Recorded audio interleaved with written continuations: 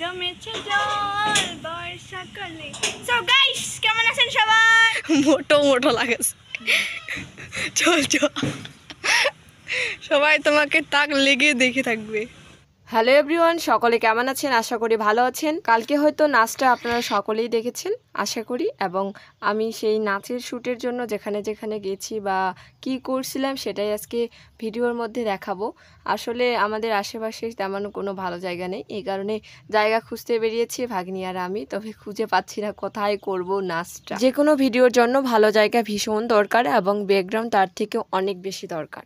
অবশেষে ভাগ্নি বলল মাসি আজকে একটু রাস্তায় করে দেখো। আমি বললাম যে রাস্তায় করা সম্ভব না, আমার রাস্তায় করা ছিল না বিধায় ভাগ্নি অনেক গালিগালাজ করতে শুরু করলো, এবং ভাগ্নির পিছনে অনেক ছিলাম আমি। ভাগ্নি আমাকে দেখতে পাচ্ছে না, কারণ বলছিল যে করার ইচ্ছা আছে কিনা এভাবে বলতে শুরু করছিল। অবশেষে সব জায়গা অপছন্দ করে আমি চলে আসলাম বাড়ির সামনে, কারণ বাড়ির সামনেই করতে কেন জানি ইচ্ছা করছিল, পরে আর কোথাও যাওয়ার ইচ্ছা করছিল না, এই কারণে বাড়িতেই করলাম। আমার শাড়ি পরার আয়োজনটা সবটাই ছিল আমার ভাগ্নির। ভাগ্নি অনেক শাড়ি পরাই দিতে পারে এবং খুব সুন্দর করে।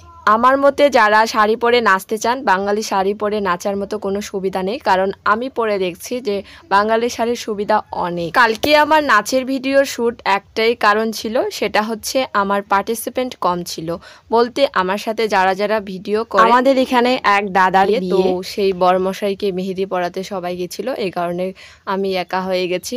একা থাকার কারণে এই ভিডিওটা শ্যুট করলাম, কারণ আমার কাজকে তো এগিয়ে নিয়ে যেতে হবে, কারো ওপর নির্ভর করে তো থেমে থাকা যাবে না, তাই আমি কালকে নাচ করছিলাম। আমার নাচটা কেমন হচ্ছে অবশ্যই কমেন্ট করে জানাবেন, এবং সবাই সুস্থ থাকবেন, ভালো থাকবেন, অবশ্যই আশীর্বাদ করবেন আমরা যেন আরো নিজের স্বপ্নকে সাকসেস করতে পারি। টাটা।